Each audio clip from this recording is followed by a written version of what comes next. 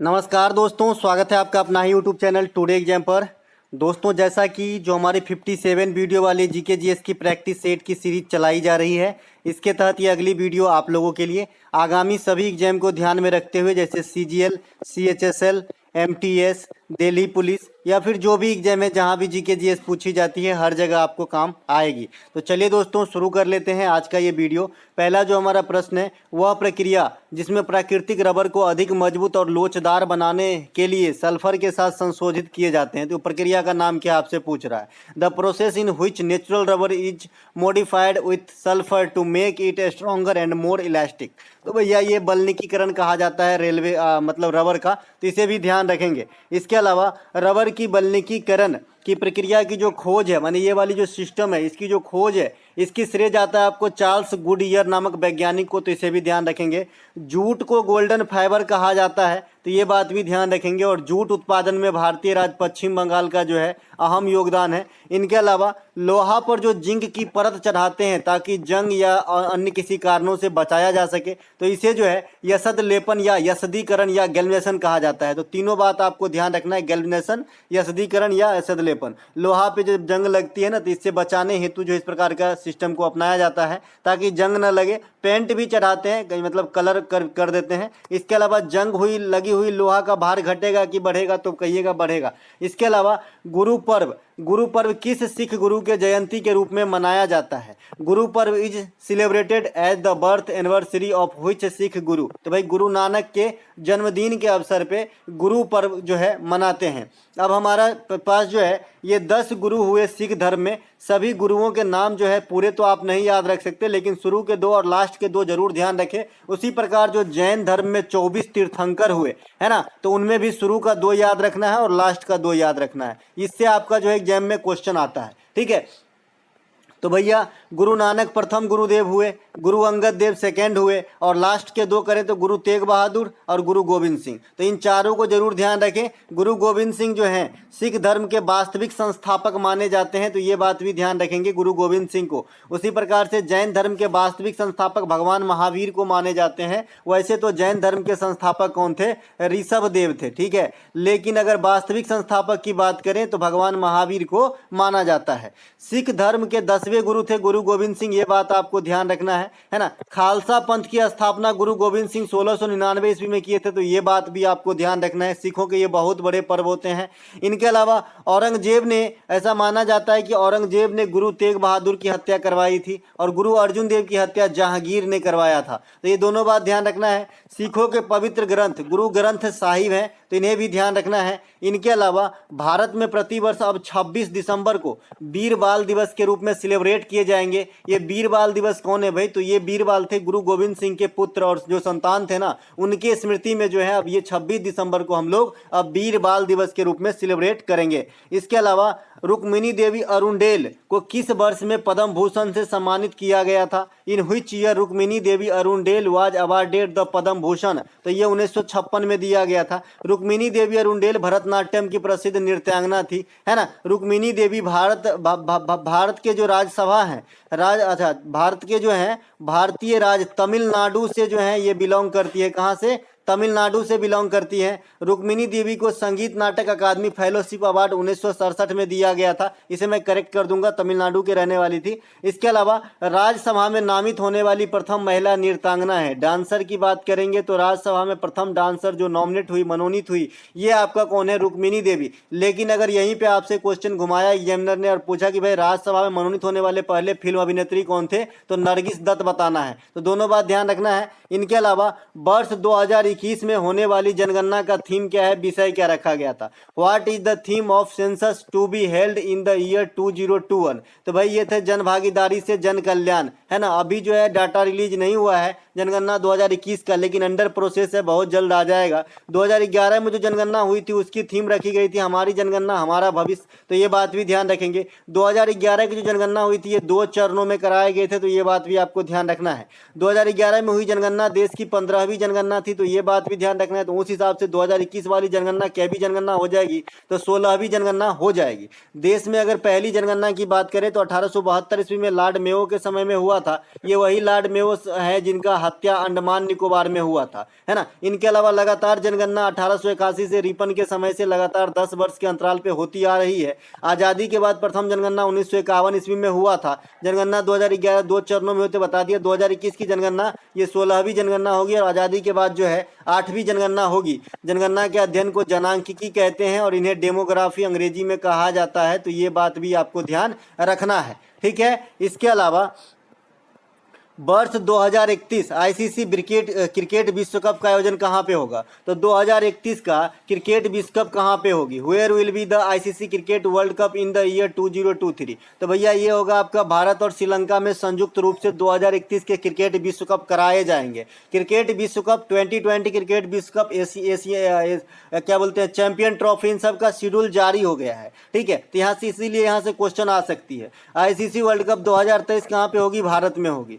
T20 world cup 2024 का आयोजन कहाँ पे होगा? अमेरिका और वेस्ट इंडीज के अंदर मतलब सम्मिलित रूप से होंगे। T20 महिला वाला वर्ल्ड कप 2024 कहाँ पे होगा? तो बांग्लादेश के अंदर होगा। ये महिला वाला है, ध्यान रखेंगे। पुरुष वाला जो है अमेरिका वेस्ट इंडीज में होगा।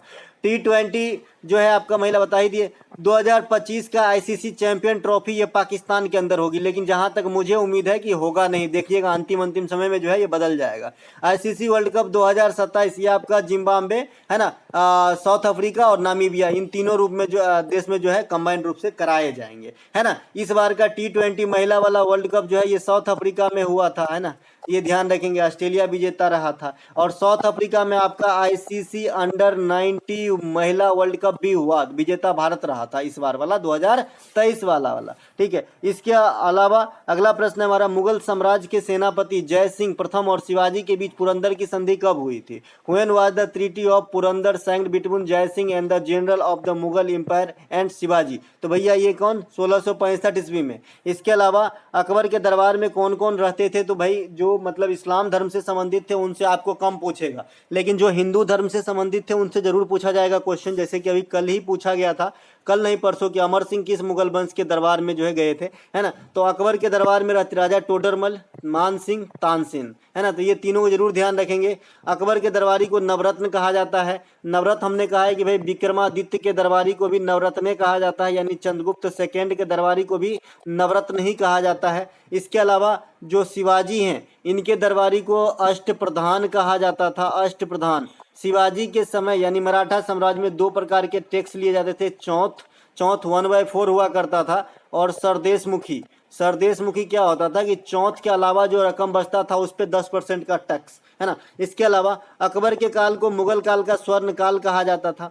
पानीपत की दूसरी लड़ाई अकबर के काल में होती है 1556 में, अकबर और हेमू के बीच में। अकबर विजय हो जाते हैं। मुगल काल में औरंगजेब के समय फ्रैंकिस बर्नियर नाम के यात्री, फ्रांसीसी यात्री भारत आए थे।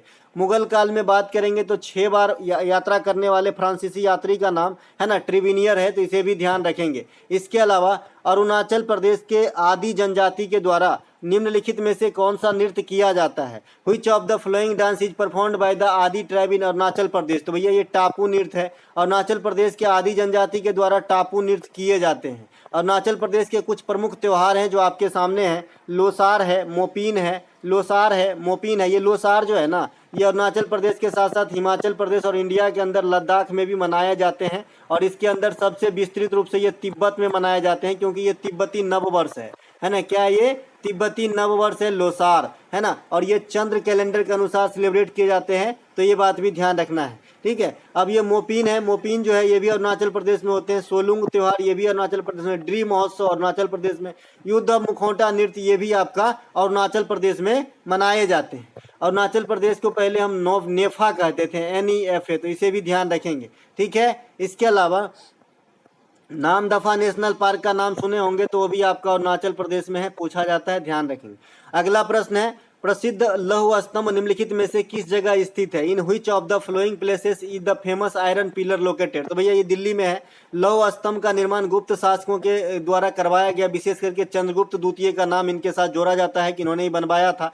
इसके अलावा फिरोज शाह तुगलक ने अशोक के दो शिलालेख को उठा ले गए थे, एक तो टोपरा अभिलेख को और एक मेरठ अभिलेख को। ये दोनों को उठा के कहाँ ले गए थे? तो स्वाभाविक सी बात है, जहाँ बैठे थे दिल्ली, दिल्ली ले गए थे, है ना। इसके अलावा शिलालेखों का प्रचलन किसके काल में माना जाता है? तो अशोक के काल में। अशोक के शिलालेख को पढ़ने में जो सफलता मिली थी, ये किसको मिली थी? तो जेम्स प्रिंसेप को मिली थी। तो ये बात भी आपको ध्यान रखना है। अशोक के शिलालेख की जो भाषा या लिपि हुआ करता था, मैंने बताया था, अरमाइक था, खरोष्टी था, ब्राह्मी था और ग्रीक था। तो ये जरूर ध्यान रखेंगे। इसके अलावा विजय स्तंभ चित्तौड़गढ़ में स्थित है। ये चित्तौड़गढ़ कहाँ पे है? राजस्थान के अंदर स्थित है। ये विजय स्तंभ को कौन बनवाए थे? तो राणा कुंभा ने बनवाए थे। शालीमार बाग कहाँ पे है भैया? तो जम्मू कश्मीर में है शालीमार बाग, ठीक है। इसके अलावा अग्नाशय रस से निकलने वाली एंजाइम ट्रिप्सिन किसके पाचन में मदद करती है? The enzyme trypsin released from pancreatic juice help in the digestion of dot. तो भैया प्रोटीन के डाइजेशन में जो है मदद करते हैं आपका क्या पे क्या? ट्रिप्सिन। देखिए प्रोटीन के जो डाइजेशन में मदद करते हैं, ये आपका पेप्सिन भी करते हैं, रेनिन भी करते हैं, ट्रिप्सिन भी करते हैं, ठीक है। लेकिन रेनिन में सिर्फ इतना फर्क है कि ये जो दूध में आपका प्रोटीन आप खाओगे उसी पे मदद पे काम करता है। बाद में कि पेप्सिन भी और आपका जो क्या था ये ट्रिप्सिन भी, ये दोनों ही आपका जो है प्रोटीन पे काम करता है। लेकिन फर्क क्या है?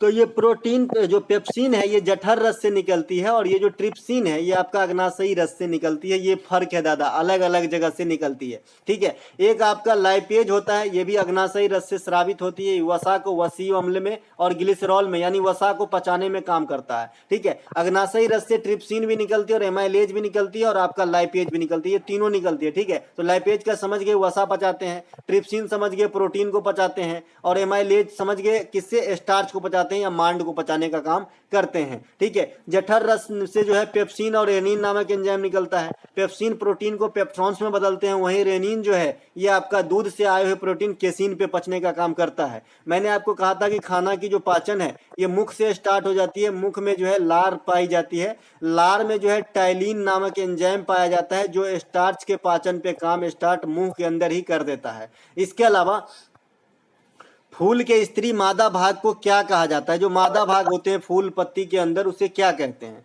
तो भैया what is the female part of the flower called? तो भैया इसे स्त्री केसर कहा जाता है। फूल के पुरुष जनगांग को जो है पुंकेसर कहा जाता है। मैंने आपको कहा था कि जरूरी नहीं है कि हमेशा स्त्री केसर और पुंकेसर ही ऑप्शन में रहा, है ना। कभी कभी आपको पुमंग और जयांग भी ऑप्शन में रहेगा। तो पू से पुमंग, पू से पुलिंग, पुलिंग मतलब जी मेल, मेल मतलब पुरुष, है ना। तो पुमंग जो है पुरुष वाला है और जयांग जो है ये मादा वाला है। तो इसे भी ध्यान रखेंगे।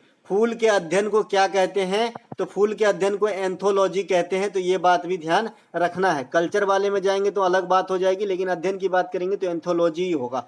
अगला प्रश्न, वर्तमान में विश्व बैंक के सीईओ कौन है? भैया वर्तमान में विश्व बैंक के CEO, who is the present CEO of world bank? तो भाई अंशुला कांत जो है ये विश्व बैंक में सीईओ हैं। विश्व बैंक का प्रेसिडेंट कौन है? तो बदल गए हैं, ये मालपास साहब के जगह पे जो है अजय सिंह बंगा, भारतीय मूल के अमेरिकी नागरिक। इसके अलावा विश्व बैंक में प्रमुख अर्थशास्त्री कौन है? तो पी गोल्डसर्ग हैं, ठीक है। अब विश्व बैंक में एक एजुकेशनल एडवाइजर को भी हायर किया है, ये भी भारत से ही रहने वाले हैं, महाराष्ट्र से रहने वाले हैं। इनका नाम है रंजीत सिंह दिसाले।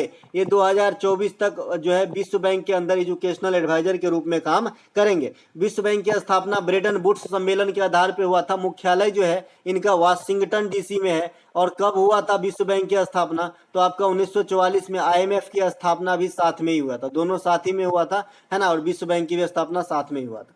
अगला हमारा, अच्छा, विश्व बैंक अपने सदस्य देशों को किस प्रकार का लोन देता है? तो आपको बताना है कि भाई लॉन्ग टर्म का लोन देता है, दीर्घकालीन लोन प्रदान करता है। शीतकालीन ओलंपिक की शुरुआत सर्वप्रथम कहाँ हुआ था? Where did the winter Olympic games first started? तो 1924 फ्रांस में हुआ था। ग्रीष्मकालीन ओलंपिक की शुरुआत 1896 एथेंस में हुआ था। शीतकालीन ओलंपिक जो पिछला वाला हुआ है वो 2022 में, ये आपका कहाँ पे हुआ? चाइना के अंदर हुआ है। जो 2022 में शीतकालीन ओलंपिक हुआ है उसमें भारत की तरफ से एकमात्र खिलाड़ी आरफ खान भाग लिए हैं। और भारत को यहाँ पे कितना पदक मिला है? तो 0 पदक मिला है, कोई पदक नहीं मिला है। आगामी शीतकालीन ओलंपिक 2026 कहाँ पे होगी? तो मिलान और कोर्टिना के अंदर होगी। तो ये बात भी आपको ध्यान रखना है। इसके अलावा ट्रेकोमा तथा अल्जाइमर रोग शरीर के किस अंग को प्रभावित करते हैं? Trachoma and Alzheimer's disease effect which part of the body? तो आंख और मस्तिष्क। है ना। आंख को ट्रेकोमा हो जाएगा, ग्लूकोमा हो जाएगा, मोतियाबिंद, रतौनी, जीरोफ्थेलिया, कलर ब्लाइंडनेस, ये सभी के सभी किससे है, आंख से संबंधित है। और अल्जाइमर क्या है, मस्तिष्क का रोग है। एमनेसिया समझे हैं, एमनेसिया भी एक रोग होती है जो भूलने की बीमारी होती है, हर चीज भूल जाते हैं, जैसे गजनी पिक्चर आपने देखा होगा, है ना। तो भाई ये भी मस्तिष्क से संबंधित है। अल्जाइमर भी मस्तिष्क से है। पार्किंसन रोग, मिर्गी आता है ना, दौरा आ जाता है, लोग ऐसे नाक रगड़ने लगते हैं। मोनेंजाइटिस, मस्तिष्क में सूजन आ जाना, तो ये सभी मस्तिष्क के रोग हैं, इसीलिए माथे पे किसी को नहीं मारना चाहिए। इसके अलावा डिफ्थीरिया गला सांस प्रणाली से संबंधित रोग है, ठीक है। तो जीवाणु द्वारा होता है डिफ्थीरिया, ये बात भी ध्यान रखेंगे, है ना। इसके अलावा निमोनिया भी पूछा जाता है आपसे, छोटे बच्चे में खास करके होते हैं। इंडिया के अंदर निमोनिया काफी जानलेवा बीमारी है, खास करके बच्चे की जब बात आती है।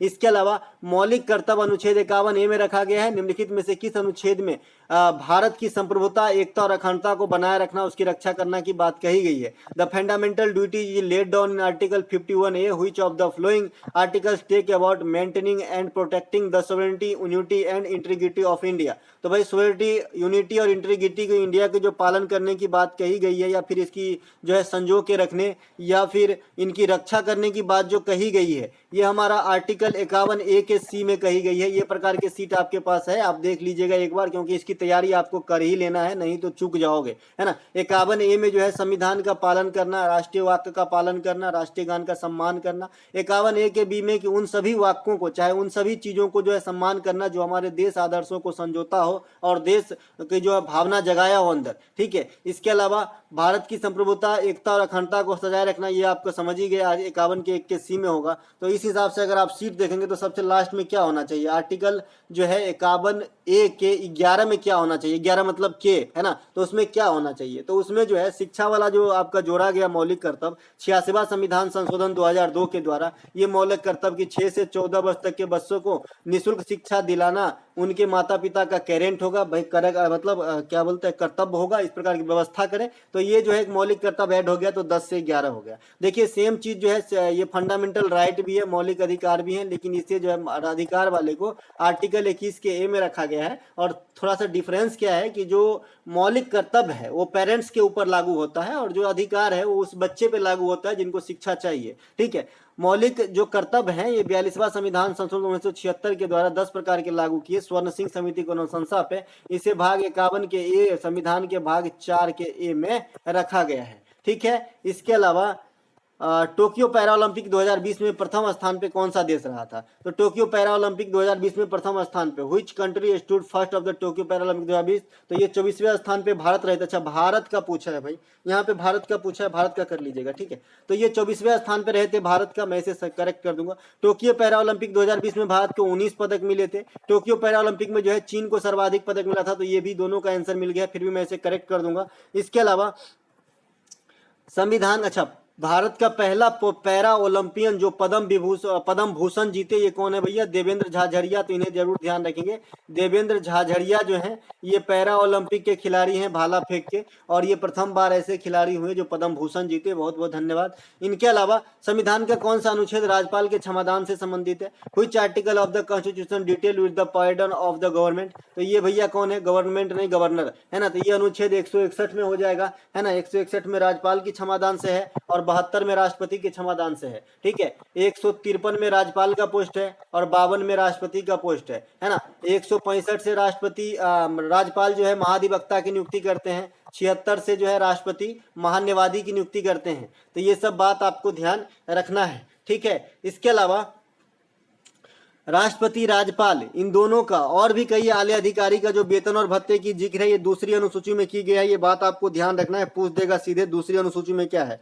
सुप्रीम कोर्ट के चीफ जस्टिस का वेतन और भत्ता आर्टिकल 125 के तहत जो है दिखाए गए हैं। भारत में राष्ट्रपति का वेतन संचित निधि से दिया जाता है, ठीक है। इसके अलावा वर्ष 2022 में बंगाल की खाड़ी में कौन सा तूफान आया था, which storm hit Bay of Bengal in the year 2022, तो भाई आसनी नाम का तूफान आया था। यह आसनी नामक तूफान की नाम जो है कौन दिए थे, तो आपको बताना है भाई श्रीलंका जी दिए थे। कौन, श्रीलंका। कहाँ पे आए थे, बंगाल की खाड़ी में, ठीक है। और श्रीलंका नाम दिए थे आसनी, ठीक है। हाल ही में एक तूफान आया बिपरजॉय, ये जो है राजस्थान और गुजरात को जो है धक्का पहुंचाया, अरब सागर में उठे थे बिपरजॉय, है ना। तो ये बिपरजॉय जो है बांग्लादेश नाम दिए हैं, तो ये बात भी ध्यान रखना है।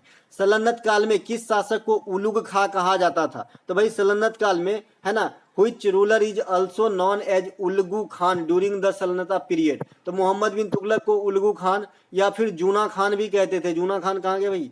जूना खान भी कहते थे मोहम्मद बिन तुगलक को, और उल्गी खान भी कहते थे। दीवान कोही की स्थापना मोहम्मद बिन तुगलक ने ही करवाया, कृषि विभाग से संबंधित है। इससे पता चलता है कि मोहम्मद बिन तुगलक कृषि प्रेमी थे। ठीक है, इब्न बतूता इन्हीं के काल में भारत आए थे। रेला नामक एक ग्रंथ भी लिखा था जिसमें आपको इनका यात्रा का वृत्तांत वगैरह की जानकारी मिल जाएगा। सिकंदर लोदी को भी उपनाम दिया गया था, तो निजाम लोदी कहा जाता है। इनके अलावा सम्राट अशोक को देवनाम प्रियदर्शी कहा जाता है। समुद्रगुप्त को कविराज और भारत का नेपोलियन कहा जाता है। तो ये बात भी ध्यान रखेंगे। ओरिजिनल वाला नेपोलियन बोनापार्ट कहाँ के रहने वाले हैं, तो आप लोग मुझे कमेंट करेंगे। इसके अलावा मीडियलिंग मठ भारत के किस राज्य में स्थित है? Mindrolling monastery is located in which state of India? तो ये उत्तराखंड में है। तवांग मठ आपका अरुणाचल प्रदेश में है। हेमिस मठ लद्दाख में है। ताबो मठ हिमाचल प्रदेश में है। रूमटेक मठ सिक्किम में है। धामे के स्तूप यूपी में है ना। केसरिया बौद्ध स्तूप बिहार में है।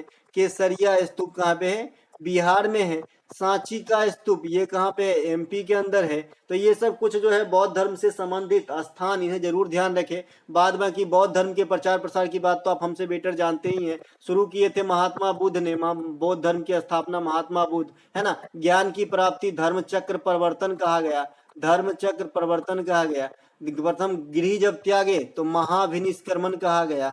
महाभिनिष्क्रमण कहा गया। और जब आपका चक्रपर्तन महाविनिष्क्रमण, जब मृत्यु हुए तो महापरिनिर्वाण कहा गया। महापरिनिर्वाण कहा गया। ठीक है, तो ये तीनों जरूर ध्यान रखना है। इसके अलावा इनका जन्म लुम्बिनी में हुआ था, और ये लुम्बिनी अपने आप में कहाँ पर है? तो नेपाल के अंदर है ना। नेपाल के अंदर लुम्बिनी है। यहीं पर जो है जन्म होती है आपका किसका? गौतम बुद्ध कहिए या फिर भगवान बुद्ध कहिए या महात्मा बुद्ध कहिए। ठीक है इनका। ठीक है, तो ध्यान रखेंगे लुम्बिनी में हुआ था। मृत्यु कहाँ पे हुआ था? कुशीनगर में। बौद्ध संगति 4 होते हैं, ये तो आपको पता ही है। बेसिकली 4 है, राजगीर, वैशाली, पाटलिपुत्र और आपका कुंडलवन कश्मीर। पहला में अजात शत्रु, दूसरा में कालाशोक, तीसरा में अशोक और चौथा में कनिष्क थे। ठीक है, इसके अलावा सौर मंडल के किस ग्रह के चारों ओर मीथेन गैस का बादल छाया हुआ है तथा इसका अधिकांश भाग हरा हरा दिखता है ना। Which planet of the solar system is surrounded by a cloud of methane gas and most of look the green in colour? तो भैया कलर में जो है ग्रीन कौन सा लगता है? तो ये आपका है वरुण साहब। वरुण साहब जो है ये देखने में थोड़ा ग्रीन ज्यादा लगते हैं। ठीक है, और इसके बाद में यहाँ पे ग्रह से मैं सब कुछ आपको बता चुका हूँ।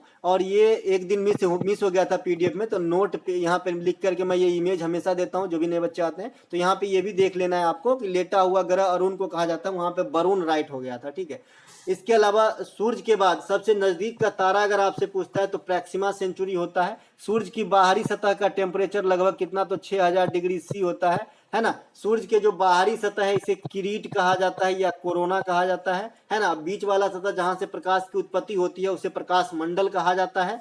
सूर्य क्या है? तो सूर्य भी एक तारा है ना, दीप्तिमान तारा। इसके अलावा सबसे बड़ा ग्रह कौन सा है? ये आपका जुपिटर है ना। सबसे छोटा बुध है। बिना उपग्रह वाला ग्रह 2 ग्रह है, जिसको कलर करूंगा समझ जाइएगा। बिना उपग्रह वाला 2 ग्रह है, बुध और शुक्र। इनके पास कोई उपग्रह नहीं है। नीला ग्रह कौन सा है? तो भैया पृथ्वी है ना। इसके अलावा जो आपका सबसे बड़ा ग्रह बता ही दिया। सबसे अधिक उपग्रह वाला ग्रह जो है फिर से शनि बन गया है, ऐसा सुनने में आ रहा है, क्योंकि ये विवादास्पद है, 2-2 दिन पे बदल रहे हैं। तो कहाँ से इतने जो है स्टडी क्वेश्चन बनेगा।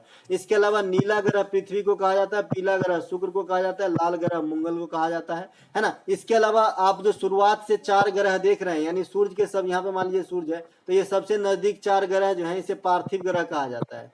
4 ग्रह जो नीचे का है इसे बाह्य ग्रह कहा जाता है या जोवियन ग्रह कहा जाता है। इसके अलावा आयुष्मान भारत योजना की शुरुआत किस राज्य में की गई थी? From which state of the Ayushman Bharat scheme was started? ये झारखंड राज्य रांची से स्टार्ट हुआ था 2018 में आपका आयुष्मान भारत योजना। अब ये आयुष्मान भारत योजना क्या है? तो आप समझते हैं ना, चिकित्सीय व्यवस्था से संबंधित है। इस योजना के तहत जो है 5 लाख रुपए की स्वास्थ्य बीमा प्रदान कराई जाती है मैक्सिमम। ठीक है, बेटी बचाओ बेटी पढ़ाओ योजना की शुरुआत जो है हरियाणा के पानीपत के समीप से 2015 में हुआ था। प्रधानमंत्री उज्ज्वला योजना की शुरुआत 2016 में हुआ था, है ना। उज्ज्वला योजना क्या है भाई? एलपीजी कनेक्शन से है। इनके अलावा एक पहल योजना भी है, लेकिन ये एलपीजी कनेक्शन से नहीं है। ये एलपीजी जो खाली बाटला है, सॉरी माफ कीजिएगा, एलपीजी की जो सब्सिडी आती है ना, सब्सिडी आती है, इसके रिटर्निंग से आपका पहल योजना है। है ना। इसके अलावा प्रधानमंत्री कौशल विकास योजना 2015 में युवाओं को प्रशिक्षण करने की एक स्कीम है। इसके अलावा